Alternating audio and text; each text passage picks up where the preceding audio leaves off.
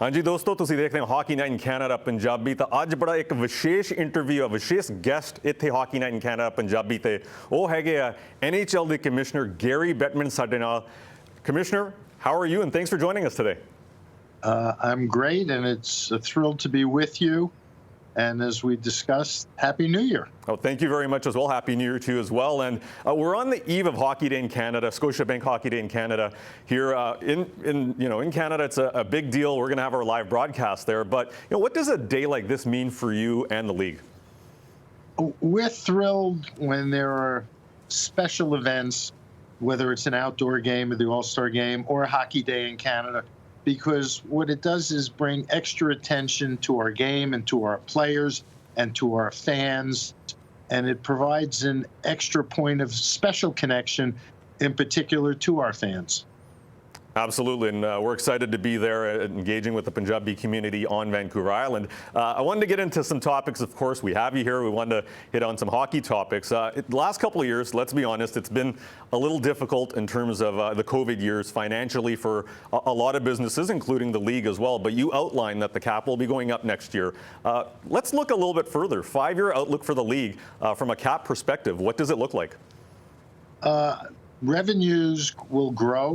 And as a result, the way the system works, the cap, the players' share of those revenues will continue to grow.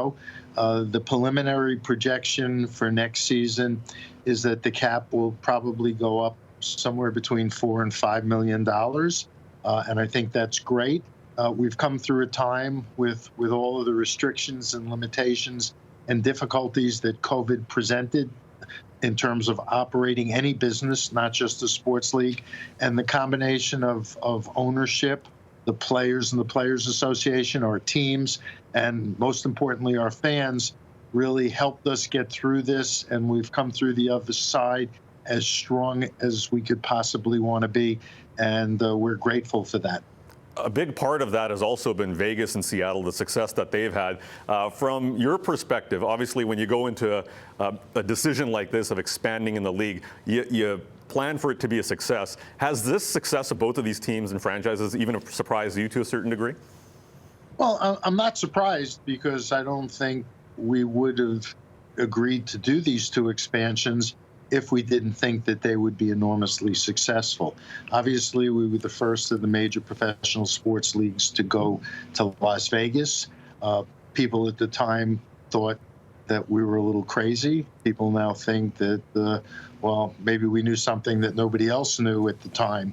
And Seattle has been equally impressive. Both have turned out to be great hockey towns. They're both great sports towns.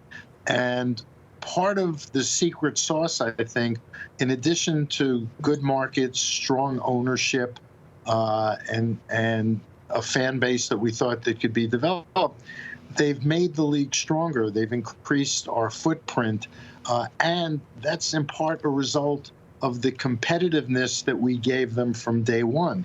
Because of our extraordinary competitive balance as a league, we thought it was important that teams, unlike the old expansion mode in all sports where you give the teams, a meager roster, whatever the sport, and it takes them 5 or 10 years to develop competitiveness, we wanted our teams to be competitive right away, and I think we've seen that that's been the case.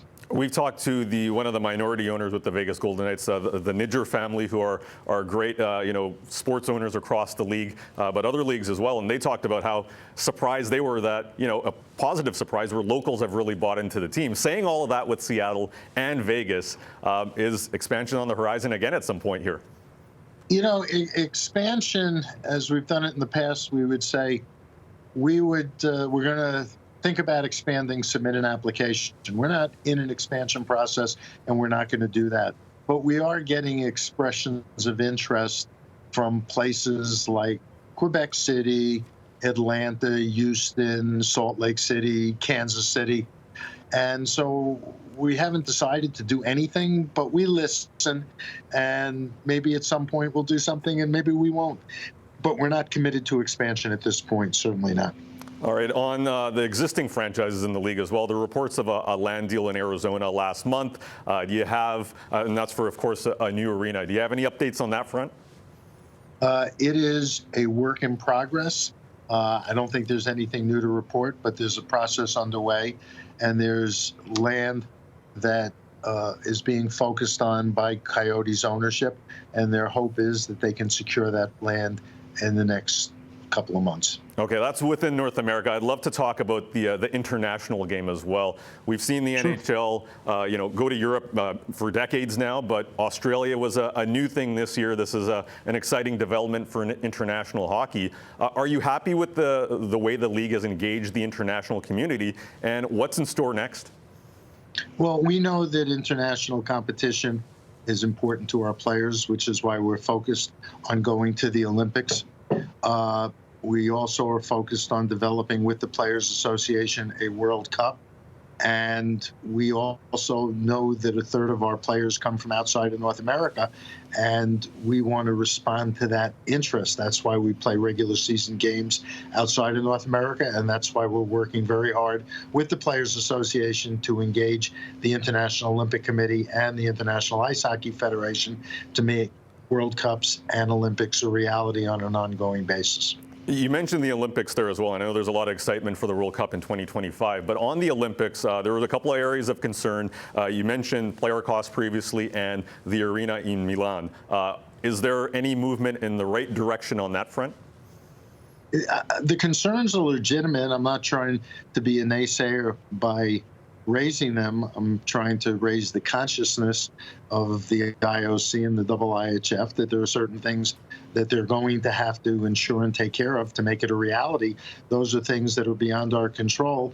I remain optimistic that the pieces can fall into place, that they can build an arena which isn't built yet on a timely basis. So we're looking forward to going, and we're hoping that the international governing bodies are doing and will do what's necessary to make it a reality.